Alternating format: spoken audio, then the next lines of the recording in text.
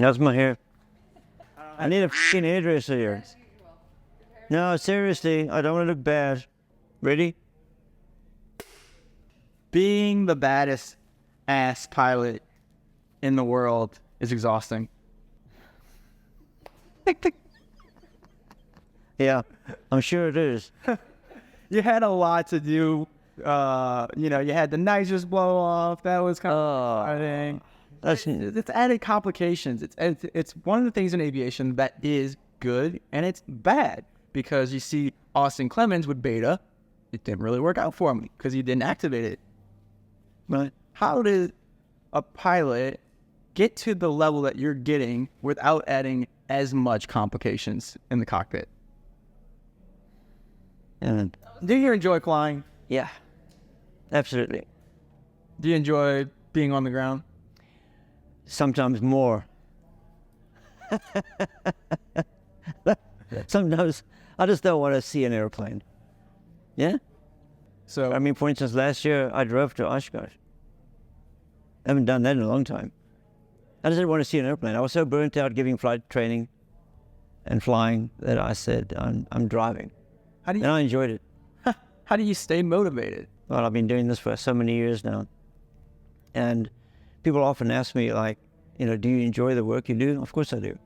Would you prefer to do something else? No. If I had the choice to, do anything, I'd like to do it over again. Better. I own Bush Air and I specialize in advanced backcountry mountain stall and tailwheel flying. And that's what I teach. Well, depending on what sort of training they're enrolled in, typically we start off with a lot of ground school, and then for the next 2 or 3 days we're flying all day long, exploring the envelope of the airplane, getting hand in glove with the aircraft. I get great satisfaction out of showing pilots with their own aircraft what they can actually achieve with that airplane. I've trained over 900 pilots so far. I get bored quickly, so I'm not the kind of guy that can just sit next to a pool for a couple hours or sit on the beach for a couple hours. Although I'd like to do that more. Just fly your airplane to that beach. Well, yeah, fly the airplane, land on the beach, and camp out stuff. Things like that. That's got to give you some level of satisfaction that you have over 900 proficient pilots. Always, yeah. I have pilots coming to me for training. Half the time they do training in my airplanes or they bring their own aircraft, and I get as a challenge to be able to get into somebody else's airplane that I've never flown and then teach them how to fly it better. And I enjoyed that challenge, so I have no problem. You can bring any aircraft you want, and I'll happily show you how to fly it better. How many airplanes have you flown in your lifetime? Too many to mention. One of my favorite airplanes is the Let 410, but that's twin engine. The Norman Islander, one of my all-time favorite twin engine aircraft, very capable bush plane. I'm a bit biased towards Cessna. I like Cessnas, but I like the Mals.